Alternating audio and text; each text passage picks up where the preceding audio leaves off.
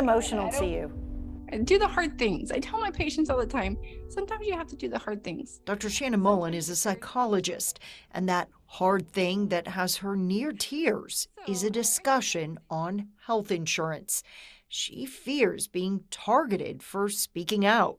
It's hard, but it's worth doing.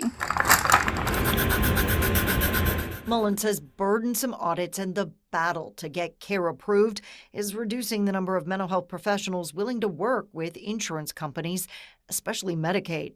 It's just too frustrating. She gave us an example, a 10-year-old that won't speak.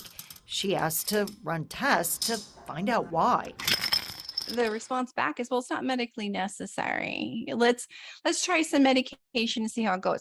What are you medicating? Because we haven't figured out what the concern is here. That's why the U.S. Office of Inspector General just released this report calling out states like Georgia.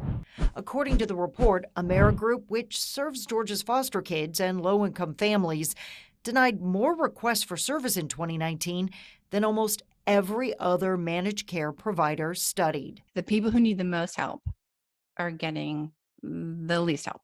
Clinical social worker and state representative Shelley Hutchinson is trying to increase accountability for companies like Amerigroup and decrease the number of audits on those who provide the care. I am up for the audits. I am up for the intense ones. And as a legislator and as a taxpayer, I think we need the intense ones.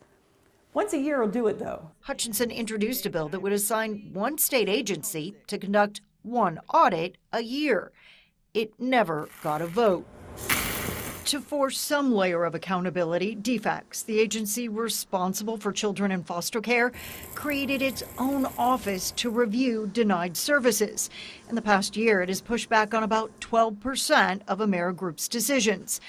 11alive Investigates reviewed data from the past 4 years and discovered it wasn't until lawmakers started making mental health care a priority that Amerigroup started approving more services. Still, the state agency responsible for foster children wrote this highly critical letter asking the state not to renew Amerigroup's contract. That is a source of shame for us as Georgians, how we are managing the care of foster care kids. Unacceptable. Despite repeated attempts, Amerigroup has yet to respond to our questions. The Department of Community Health is responsible for holding companies like Amerigroup accountable. They also would not talk with us on camera.